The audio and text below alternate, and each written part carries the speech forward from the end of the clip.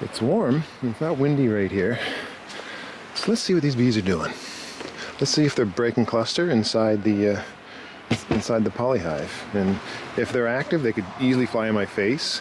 When it's cold, they don't fly so much. They're not as inclined to fly. So let's see. Okay. Oh, there they are right there, coming up. They're still pretty chilled out though, man. I gotta say. Let me just take a whiff. If this thing actually keeps them dry and there's no water or rain seeping in, that's pretty fantastic.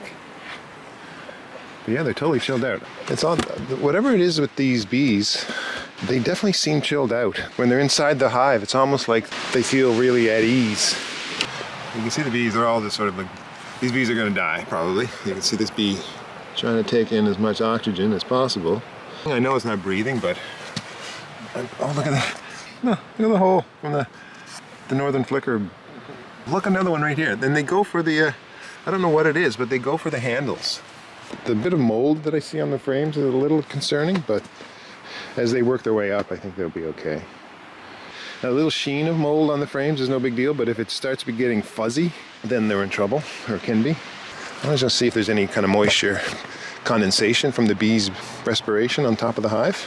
These bees are not trying to be, whoop, that one's a bit flunky, but most of them are, whoop, are they trying to sting there? When they move quickly, they're like, no. So I think, I don't know if that's mold or if that's pollen. I think this is pollen inside the styrofoam. Can't tell. I'm also colorblind, so I'm not sure between certain colors. Let me just see. I'm gonna touch the, because it looks damp. No, yeah, it is damp.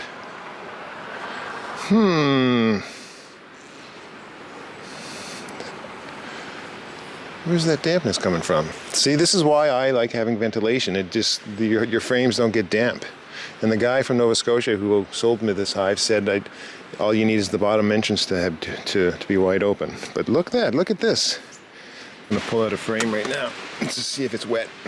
Just, let's see. Yeah, so you can see a little bit of the sheen of mold, but that's nothing. Okay, the side is warm. The side is dry. Yeah, but look, this is wet.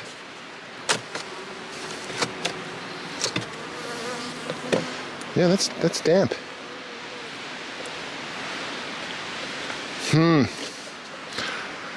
Huh.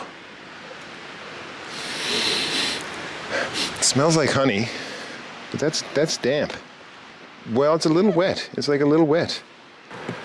See, the dampness, this is the thing. This guy, he's from Nova Scotia, and I don't know if they have the same kind of damp climate that we have here in Newfoundland.